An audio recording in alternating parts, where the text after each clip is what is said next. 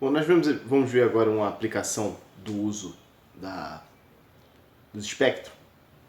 O espectro como um instrumento para estudar e até para criar algumas ferramentas.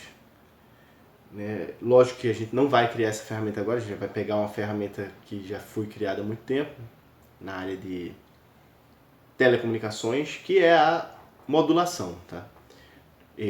Já deve ser conhecido, né, para a maior parte das pessoas que quando você vai sintonizar um rádio, por exemplo, existem as opções de sintonizar entre AM e FM. Tá? Então, o que é AM e FM? É Amplitude Modulation e Frequency Modulation. Né? É modulação em amplitude e modulação em frequência. Ambos são tipos de modulação para permitir o envio para realizar a telecomunicação, certo? A comunicação à distância. E o que a gente vai ver aqui é que para o AM, o importante é a parte do espectro. Tá? Então, as operações de modulação AM vão afetar o espectro do sinal original. E a gente vai realizar a modulação AM em sinais de áudio. Tá? Então, eu tenho aqui dois áudios, né, que eu gerei o gráfico deles a partir do programa. E seria um gráfico que a gente conseguiria fazer já nesse curso. Então, o que a gente observa nesse gráfico? Ele não tem, né, nomes de eixo, etc. Certo? Então, são só dois traços bem simples, né, na cor azul. Né? Eu acrescentei a esse traço algumas cruzes. Tá? Então, vocês vão observar aqui que nós temos aqui algumas cruzes aqui que definem alguns pontos aqui, certo? E eu pus essas cruzes aqui de propósito. Os próximos gráficos não vão estar assim tão poluídos com essas cruzes, tá? A intenção era mostrar que o áudio no computador, ele tem a característica do que a gente chama de áudio amostrado, tá? Então o que é cada cruz dessa? É uma amostra da pressão no momento, tá? Esse eixo aqui não está escrito, mas é o eixo do tempo. E esse eixo aqui é o eixo da intensidade da pressão. E ele não é um gráfico contínuo. Esse gráfico contínuo que a gente está vendo é simplesmente a ligação entre cada amostra. Tá? O gráfico de baixo também é intensidade versus tempo, só que para o caso aqui de um segundo áudio. Tá? Então eu tenho dois áudios aqui, dois trechos muito curtos. E quais são as características desse áudio? Ambos têm 24.000 amostras por segundo, tá? O nome dessa característica do áudio é taxa de amostragem, tá? E a gente vai ver que ela tem um efeito no espectro. Tá? Então decore esse número aqui, 24.000. Tá? E eu usei aqui apenas 2.048 amostras. Tá? Então é um trecho muito curto de áudio. Tá? Esse trecho curto de áudio sequer compreende aqui 1/10 de segundo. Tá? Então aqui por volta aqui de 0,8 alguma coisa segundos. Né? Se você fizer uma regra de 3 aí, 4.000 amostras por segundo, quanto tempo dá 2.048 amostras, você vai saber exatamente quanto tempo foi coberto aqui nessas duas amostras. Nós vamos chamar esse áudio de cima de canal 1, tá? E o de baixo de canal 2. Então no mesmo programa eu segui para fazer o quê? Calcular o espectro dos dois áudios e fazer os gráficos. Então aqui em cima nós temos o canal 1, é o mesmo gráfico que a gente já mostrou no anterior. E aqui embaixo é o seu espectro. Tá? Então o que a gente observa aqui? Que a maior frequência que a gente consegue observar nesse espectro é de 12.000 Hz. Tá? Então nós não temos aqui, né? Eu fiz um gráfico super simples, mas o eixo horizontal aqui do nosso espectro está em Hz. Tá? E aqui é a intensidade das componentes de frequência. Tá? Quanto maior o valor, né, a gente vai ver que tem como achar exatamente o valor aqui, né? Tem uma escala aqui, certo? Mas em áudios gravados no computador, isso aqui não está vinculado muito fortemente a valores específicos de pressão, tá? A gente vai ver qual o significado desses valores aí. E aí a gente consegue já analisar alguma coisa relativa à característica do áudio, né? Os dois áudios são áudios de voz, certo? Quais são essas características? Elas estão extremamente aqui concentradas em baixas frequências. Tá? Grosso modo, costuma-se dizer que áudios de fala costumam estar aqui abaixo de 4 kHz. Tá? E a gente vê que tem apenas algumas componentes aqui em altas frequências, né? De intensidades muito baixas comparadas com as intensidades que a gente observa aqui nas baixas frequências. No canal 2, inclusive, a gente quase não observa nada aqui em altas frequências, certo? A última vez que tem aqui um pequeno pico aqui realmente é próximo de 4 kHz. Né? E a outra coisa que a gente observa é a característica específica dos áudios que a gente coletou, que é essa frequência máxima aqui de 12.000 Hz. Não é coincidência, mas foi exatamente a metade da taxa de amostragem, certo? Então nós tínhamos uma taxa de amostragem de 24.000, então o gráfico de frequências aqui ele só é capaz de representar até 12.000, que é 24.000 dividido por 2. Para conseguir estudar a modulação, eu fiz mais alguns gráficos aqui, tá? De um processo que eu vou chamar aqui de superamostragem, tá? Não dá para entender por esses gráficos qual é o significado desse nome, tá? Superamostragem. Nós vamos ver qual é o significado quando nós olharmos como é que fica a representação desses sinais no tempo. Só que é uma operação feita apenas na frequência. Então, eu realizei uma operação nos espectros. Aqui nesse programa não é bom de editar. Eu vou abrir um novo programa aqui em que eu consigo editar esses gráficos como se fosse um programa de desenho, e vocês vão ver as características desse gráfico. Então estão aqui os gráficos, certo? A única coisa que eu fiz aqui foi marcar no gráfico de baixo, que é o super amostrado. Então em cima aqui é o canal 1 original, até 12.000 Hz. Esse segundo gráfico aqui é o canal 1 super amostrado, e ele está indo aqui até 60.000 Hz.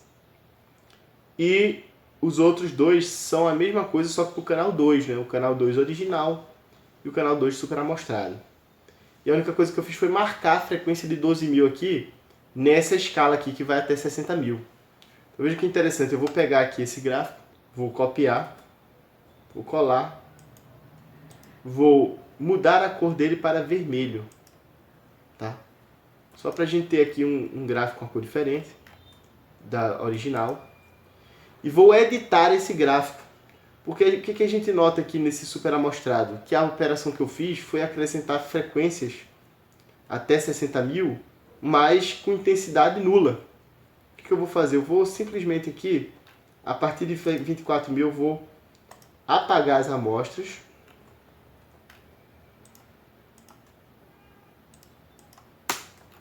E aí eu tenho aqui o gráfico vermelho aqui, que ocupa as mesmas frequências do gráfico do canal 1 original. E o que eu vou fazer é simplesmente aqui expandir esse gráfico para ele ocupar o mesmo espaço do gráfico de cima. Vou usar aqui uma ferramenta para esticar e vou esticar esse gráfico aqui até 60.000. E só para dar uma comparação aqui, eu vou colocar esse gráfico pontilhado. E olha só, a gente já consegue ver que o gráfico de baixo é igual ao gráfico de cima. Então eu vou pegar aqui e fazer coincidir aqui esse pico com o primeiro pico aqui, ó. E a gente vê que o gráfico super amostrado, o que é? Ele é nas baixas frequências aqui, até 12.000, ele é igual ao de cima. Então a única coisa que a gente tem aqui foi que eu acrescentei zeros em frequências que originalmente não existiam. E eu fiz a mesma coisa com o canal 2. Agora, tendo o espectro, ou seja, eu fiz uma operação de acrescentar zeros. O que aconteceria se eu tentasse obter de volta os meus gráficos no tempo? Seria um efeito similar, né? Se quando eu estava com o gráfico original eu fui até 12.000 e aquilo significava uma taxa de amostragem de 24.000 Hz, 24.000 amostras por segundo, quando eu aumentei a frequência para 60.000, é como se eu tivesse aumentado a frequência de amostragem para 120.000 amostras por segundo. E esses dois gráficos que eu fiz aqui foram do canal 1 original, o áudio, canal 1, e aqui é o canal 1, super amostrado. E agora vai fazer sentido esse nome super amostrado. Porque o que acontece? Esse eixo aqui é o eixo das amostras. Então o que ele está marcando? Ele está marcando a ordenação das amostras. Então a primeira amostra é a amostra 0, a segunda A1, A2, A3, etc. E a gente viu que a gente tinha 2.048 amostras aqui, então essa aqui seria a amostra de ordem 2047. Então eu tenho amostras de 0 até 2047. Já aqui, veja que é o mesmo eixo aqui. Aqui é o eixo das amostras. Ele tem 5 vezes mais amostras do que o áudio original. Então por isso que a gente está falando que ele é super amostrado. Tá? Então é como se eu tivesse aumentado a taxa de amostragem. E eu apenas fiz isso para a gente conseguir estudar o AM. Porque a gente vai precisar, para observar o AM, de estudar frequências mais altas. Essa mesma operação de superamostragem e o efeito que ela tem na quantidade total de amostras tem aqui também no canal 2, tá? Então esse gráfico aqui é o gráfico do canal 2 e aqui é o do canal 2 superamostrado. A última parte do programinha que eu fiz foi para observar o efeito da modulação, tá? O que a gente vê aqui na modulação? Que originalmente, tanto o canal 1 quanto o canal 2, eles vinham aqui até 12.000 kHz, e ocupavam aqui as frequências baixas. Qual é o efeito de ocupar as frequências baixas? É um fenômeno que a gente chama de interferência, no caso de transmissão simultânea. Então, se duas pessoas falam no mesmo canal, vamos supor aqui o canal acústico, que é o das ondas sonoras. Se duas pessoas falam no canal acústico, ao mesmo tempo, o que uma fala interfere na outra, e isso atrapalha e até em certo grau impossibilita a comunicação, né? Então, no ambiente acústico, o ideal é que quando houver muitas pessoas numa mesma sala, que apenas uma fale por vez, por exemplo. Porque existe essa interferência no fato de que está todo mundo usando as baixas frequências. E a gente já vê aqui qual é o efeito da modulação. Então o que aconteceu aqui? As frequências do canal 1 agora, quando ele foi modulado, ele ocupa frequências mais altas. Tá? Essa frequência aqui, que está no centro aqui, é chamada de frequência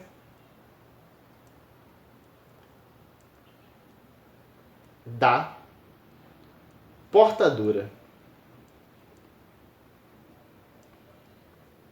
Certo? E eu pus a frequência da portadora do canal 1 modulado em 24.000 Hz. E o do canal 2, eu pus a frequência da portadora em 48.000 Hz. E aí o que a gente está observando? Que não há superposição na frequência nem das frequências de áudio, nem do canal 1 modulado, nem do canal 2 modulado. Tá? Isso permite o que a gente já conhece, que são os canais de rádio, por exemplo, certo? Em que todas as emissoras de rádio transmitem simultaneamente. E isso só é possível porque elas não podem transmitir na mesma frequência de portadora. Tá? E desse modo não há interferência, e a atividade de sintonizar o rádio é de escolher a frequência da portadora da rádio que você quer ouvir e de remover o resto. Tá? E a gente vê uma incrível, né, é muito visual o efeito da modulação. Tá? E o estudo da parte de telecomunicações ele é todo feito na frequência. Tá? Na modulação AM, isso é muito gritante, mas todos os tipos de modulação são estudos realizados no que a gente chama de domínio da frequência.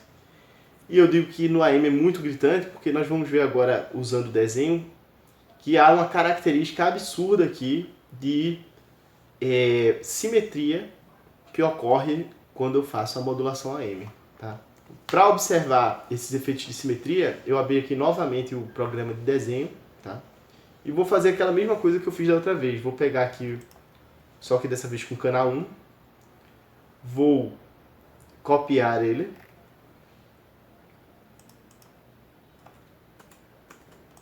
e sobrepor sobre o antigo, e mudar a cor do novo, copiado, para vermelho. E vou pôr ele pontilhado. E veja que interessante, eu vou pegar aqui o primeiro pico, vou colocar a caneta mais fina um pouco, vou pegar o primeiro pico aqui e vou mover o gráfico a partir desse primeiro pico para se sobrepor ao primeiro pico aqui com relação à simetria vertical que o espectro do sinal modulado tem, sobrepor aqui. E veja que a gente observa que a metade do meu espectro do sinal modulado é igual ao espectro do sinal original. E a outra metade é simétrica, né? Então se eu pegar aqui ele, copiar também de novo e espelhar, então, eu espelhei aqui, meu lóbulo está aqui. O que é que nós vamos observar? Que eu consigo também aqui, ó, sobrepor aqui, é exatamente igual, certo? Então, ó, para a direita da frequência da portadora a gente tem o sinal repetido, o espectro repetido do sinal original, e para a esquerda eu tenho o espectro repetido do sinal, só que espelhado. Então isso é extremamente visual, né? Ou seja, a importância da ferramenta visual da análise de espectro. Ela consegue, né, apesar da gente não ter visto nenhuma conta, ela consegue esclarecer o que está acontecendo e como essa tecnologia pode ser usada a favor da parte de telecomunicações. Apenas para não parecer que nós não estamos usando as ferramentas que nós vamos estudar no curso, tá aqui o código que eu fiz, tá? É um código extenso, em que a maior parte dele é retirada de trechos de operações que usam muitos comandos, e por isso o código cresce, certo? Mas aqui basicamente eu tenho operações de calcular o espectro, a partir do espectro calcular no tempo e fazer gráfico. Só que vejam, só de fazer gráfico eu tenho 5 vezes isso, né? Então vejam, o primeiro gráfico aqui é esse código, ele usa 5 linhas. Então a gente já pode estimar aí que por volta de 30 linhas, e esse é um dos gráficos mais simples, né? Por volta de 30 linhas vai ser apenas fazendo gráfico.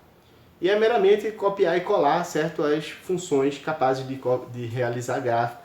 Nós vamos ver que essa função aqui, esse pacote do Python, ele vai nos dar a possibilidade de fazer gráfico facilmente, né? No caso, eu fiz um gráfico aqui usando apenas essas poucas linhas aqui, certo? 5 linhas, eu fiz o primeiro gráfico. Tá? E eu usei também aqui uma biblioteca para conseguir ler áudio. e uma biblioteca para fazer contas matriciais e contas com funções trigonométricas de seno e cosseno. Então aqui está o código que eu uso para ler o áudio, certo? Então o áudio está aqui, canal 1, e o outro áudio está aqui, o canal 2, ponto wave, né? Para quem conhece alguma coisa de áudio, sabe que o ponto wave é uma extensão de áudio, e eu coloco esse áudio numa matriz. Tá? Então o que se segue aqui, a maior parte é cálculo matricial. E aí, para a gente não colocar o carro na frente dos bois, aqui todo o cálculo da parte de espectro eu deixei aqui borrado, né?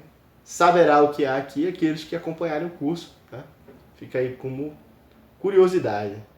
Então eu faço aqui os cálculos, isso aqui também é tudo código copiado, eu fiz apenas uma vez e toda vez que eu preciso recalcular os espectros eu uso os mesmos trechos de código, mas a gente vai ser capaz de entender qual é o significado matemático desses códigos, tá? Faço os cálculos dos espectros, faço mais um gráfico, faço a superamostragem, que é apenas adicionar zeros, certo? E calculo o espectro novamente, uso os novos parâmetros da superamostragem para poder calcular os sinais no tempo e mostrar os seus espectros. Depois eu faço a operação aqui no final de modulação. Então veja, é super simples a operação de modulação.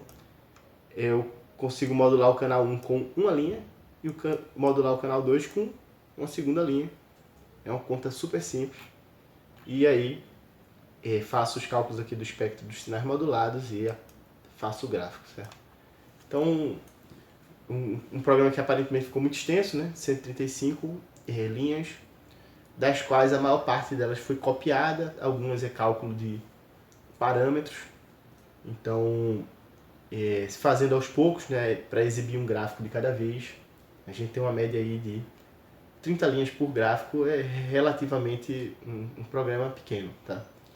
E como a gente vai ver passo a passo, a gente vai ver que vai ficar relativamente mais fácil de compreender o que a gente está fazendo. Bom, o que eu tinha para apresentar nessa aula era isso, né? Uma aplicação da parte do espectro, e essa aplicação que é uma aplicação interessante, que é da parte de telecomunicações e do seu efeito e do seu uso da análise de espectro, tá? Seu efeito no espectro e o uso da análise de espectro para tentar compreender o que está acontecendo. Até uma próxima oportunidade.